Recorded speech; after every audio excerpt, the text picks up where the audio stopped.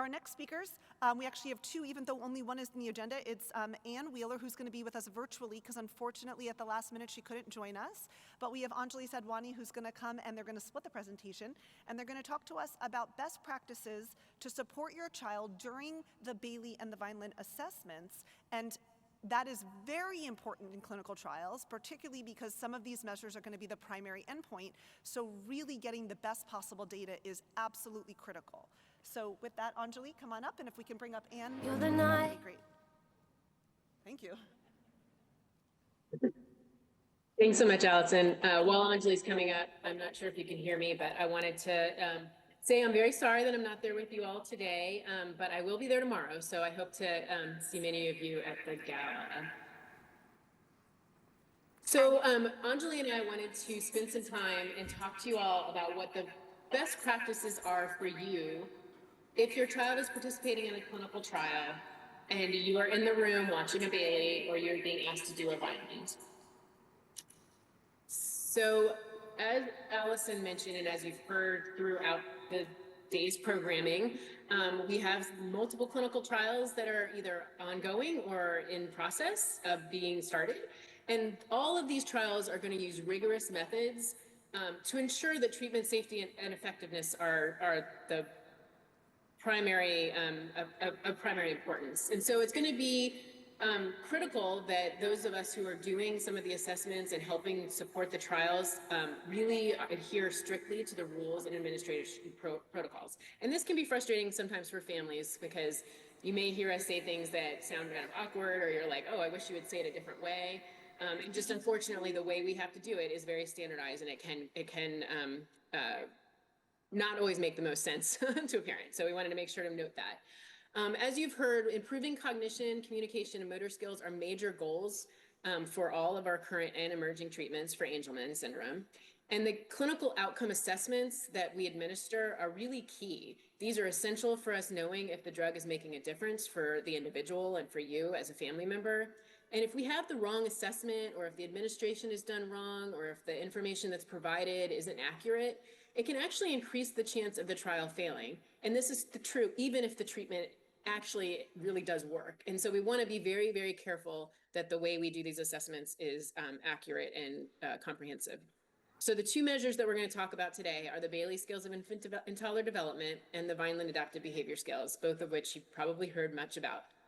So the Bayley is a direct performance-based assessment of core developmental skills. So these are things like early cognition, language, both receptive and expressive, and motor, so both fine and gross motor. These are all similar to the same skills you just heard Sarah talk about, but these are things that we're directly assessing in the room. And so the things that we're do with the child on the Bayley are really trying to help us understand how the individual problem solves and uses things like visual spatial skills, symbolic representation, and object permanence in order to approach novel tasks. And it actually takes quite a bit of training in order to learn how to administer this test and how to make sure that you're getting the best response from it. The reason we use the Bayley is there's multiple reasons. The main reason is that it does not rely heavily on things like verbal skills or motor planning, both of which are challenges for individuals with Angelman syndrome. So we know that every individual with Angelman can do some items on the Bayley, which allows us to have a starting point by which we can see some growth. The Bayley has been shown to be sensitive to change in response to development as well as response to treatments. And the most important thing for us right now is that we have lots and lots of data to help us understand the natural trajectory of individuals with Angelman on this measure. And so because it's being used in the clinical trials, we have a nice comparison group to be able to look at relative to the treatment. So one of the things that I think is important to understand is that when we're assessing with the Bayley, we're actually assessing foundational skills that are really critical for the development of higher order skills that we use in our daily life for, say, activities of daily living or academic learning or regulating our behaviors. And it really starts with the exploration we have with our senses and our movement in the world, and we interact with the world and start to develop these additional skills. We develop attention to certain things. We learn about cause and effect.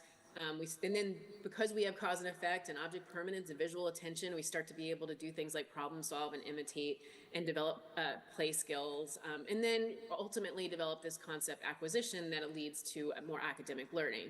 And while this is sort of generally developed in a linear fashion, we do know that individuals with Angelman are not necessarily gaining these skills in a linear fashion. We see kids who have great memory skills but really can't imitate. And so we're trying to look at all of these types of skills on the Bayley in order to help us understand where there may be rooms for growth. So just to give a little example of those sort of foundational cognitive skills and how they play out in daily life.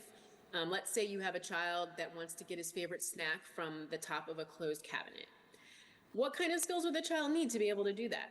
Well, they would need object permanence. They would need to know that that object, that snack exists even when they can't see it. They would need to have memory. They would need to remember that that snack is on top of a cabinet. They would need to come up with some sort of way to solve the problem. And in this case, they may use imitation because they've seen their mom or another person bring a chair over, climb up on the chair in order to obtain something high. And so they want to go ahead and imitate that to problem solve this situation. So we're going to go through some things we want you as caregivers to remember about the Bayley administration, and then we're going to do some do's and don'ts. So as far as the Bayley administration goes, it's really important to remember that we're going to be using materials and toys that were designed for younger individuals, for infants and toddlers. And as I noted before, the examiners will have to maintain standardization, and so there will be very specific ways in which we have to present the material and ask questions. The materials that we're using are intended to evoke interest and assess how your loved one with Angelman engages with the materials and objects. We know we're not probably going to be getting peak performance, and so that's not really our intention. So what we're really trying to understand is what the child can do independently, which means we'll really want to be limiting any sort of prompts or coaching. And we want to be very clear in acknowledging that for every single child that takes this test, there are going to be some tasks that are easy and there are going to be some tasks that are difficult. And there will be some tasks that are motivating and there will be some tasks that are not motivating. We don't expect all individuals to do every single thing we put in front of them. That is not an expectation of anybody on this test.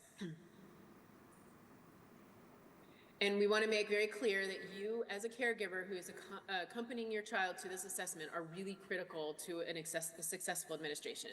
And this is for multiple reasons. One of which being that you provide necessary information and behavior support for your child and also for the examiner to be able to use strategies that will help your child provide their best performance. And in addition to that, you are a trusted, calming, and safe presence for your child, which is absolutely critical, especially when there is an anxiety-producing situation like being assessed. So we have some do's. Things we really want you as a caregiver to do when you come for the Bayley. We do want you to ensure your child is well rested and fed before they come for testing. We want to make sure that you have informed the examiner if there's anything that's off about your child that day. It doesn't mean we have to stop the test, but it helps us understand whether or not we really are getting the best performance from your child. We really want you to show as much enthusiasm as you can about the activities in front of your child. We don't want them to feel like you don't think that this is a good thing for them to be doing. We want you to encourage your child to participate and engage with the examiner. We want you to bring motivating items or snacks that we can use to help reinforce them. We want you to share any sort of helpful behavior strategies that you know work with your child. Please share those with us so we can try them out. We want you to let us know if your child needs a break. Sometimes we know very clearly they need a break, and sometimes we don't know your child as well as you do. We need you to tell us. And please answer any of the examiner's questions as honestly and accurately as possible. And after the session, we will ask you to tell us about your child's performance and how much the child's performance reflects what you see in day-to-day life, or if they were really just very off. We want to know that. So there are some things we definitely don't want you to do.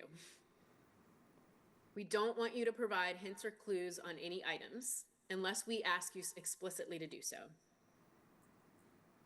We don't want you to distract your child unless we're asking you to redirect them.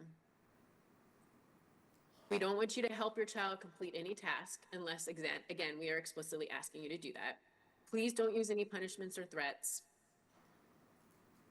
Please don't show anxiety or disappointment as much as you can. Even if you feel disappointment, try to hide that in the moment.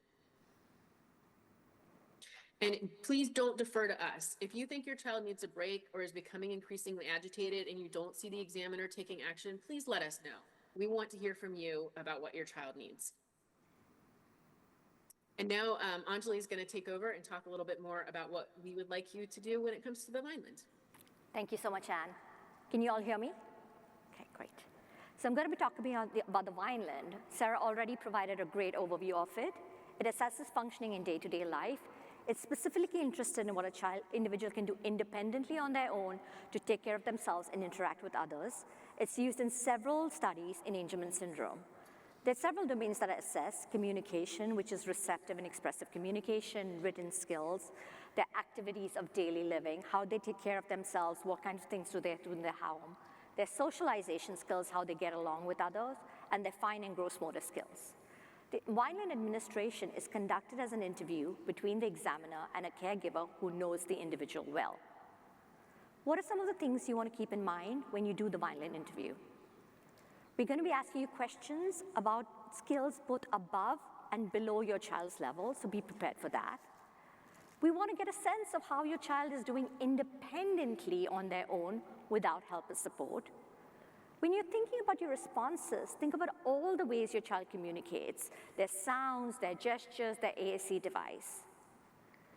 The Vineland is essentially a dialogue between you and the clinician. We're trying to get a comprehensive picture of your child's functioning across domains. So what are some of the things that you do want to keep in mind while doing it? In terms of scheduling the interview, you want to schedule the interview at a time where you can be focused and engaged. The interview typically lasts an hour. Choose a quiet environment to minimize distractions during the interview. If your child is present, have activities to keep them entertained or someone else to keep them entertained, so you're not juggling the child and managing the interview at the same time. When responding, answer each question as honestly and accurately as possible. Focus on the child's current skills, what the child does do right now. Reflect on what your child does do without prompting or support and what they do need help with support and prompting. Consider your child's behavior in different settings. They may be different at home and school and social environments.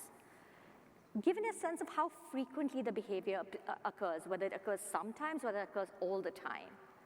Provide specific examples to illustrate your point. Ask for clarifications if a question is unclear.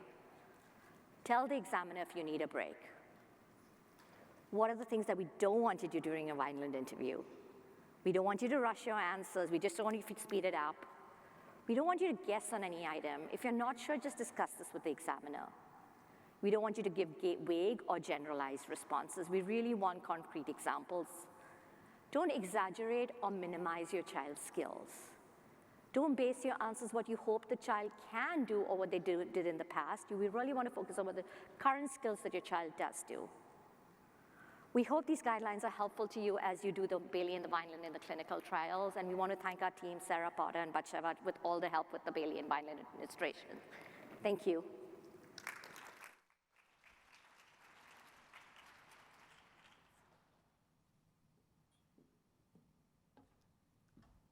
That was great for both of you.